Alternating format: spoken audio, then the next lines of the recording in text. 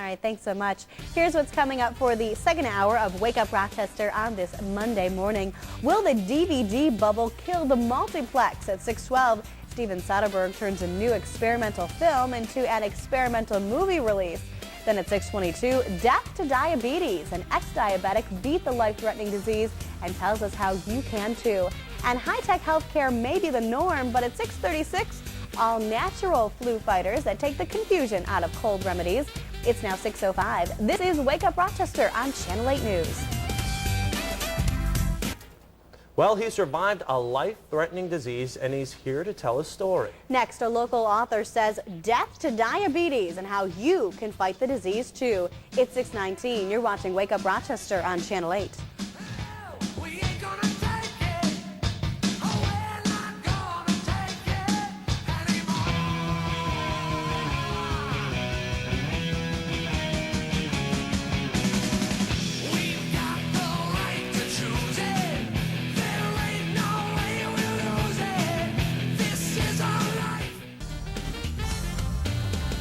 Welcome back. 6:22. Joining me this morning is DeWayne McCulley. You have written a book called Death to Diabetes. You yourself, you still are a diabetic, even though you pretty much overcome this disease.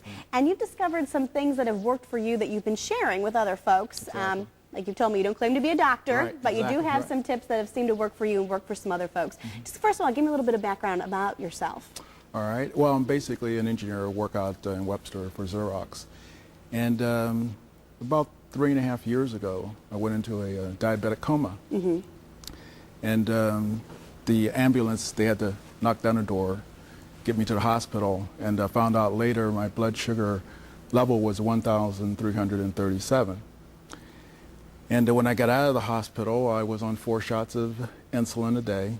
I was on Coumadin because of 2 major blood clot issues, deep vein thrombosis, and high cholesterol and things like that. And your mom was up helping take care of you. Well, my mother came up, my daughter came up, my sister came up, 3 women running my house, telling me what to eat, taking my ice cream, putting it in the sink and letting it melt. And basically... But when they left, that's when you kind of discovered what worked for you. Tell folks quickly what happened. Oh, yes. Well, my mother had prepared some Brussels sprouts and put them in the refrigerator, and I hate Brussels sprouts. Me too. And but I think it was a way of punishing me for not eating properly.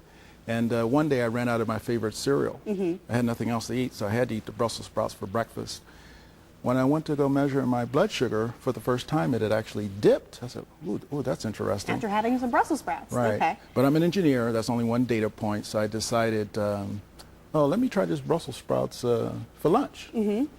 Blood sugar dipped again. I said, let me try it for dinner. I ate Brussels sprouts for the next 7 days. And had some amazing results. Exactly. Those green leafy vegetables seem to be working. Now you have some other tips for folks about fighting diabetes, making a lifestyle change with diet and exercise. We hear that all the time. That's pretty much what's going to do it. And you say, don't spend a lot of money on drugs or vitamins. You can do things naturally. Right, exactly. There's a lot of, everyone knows, as you mentioned, is diet and exercise, but the controversy is centered around, well, so what are the right foods to eat? And what I usually suggest to people with their doctor's consent, start with breakfast. Our mothers have always told us, start with the breakfast. And I decided to start with the Brussels sprouts or for spinach. Breakfast. Okay, 2 cups of spinach or a cup of Brussels sprouts. You steam it, put it in a bowl. Take a tablespoon of extra virgin olive oil, put that on the spinach or Brussels sprouts. 2 ounces of baked wild salmon for the protein. Yummy. Okay, and a glass of filtered water.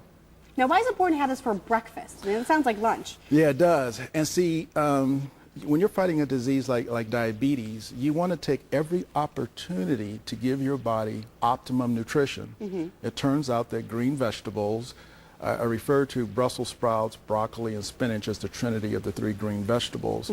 These 3 vegetables have specific properties that help your body regulate insulin.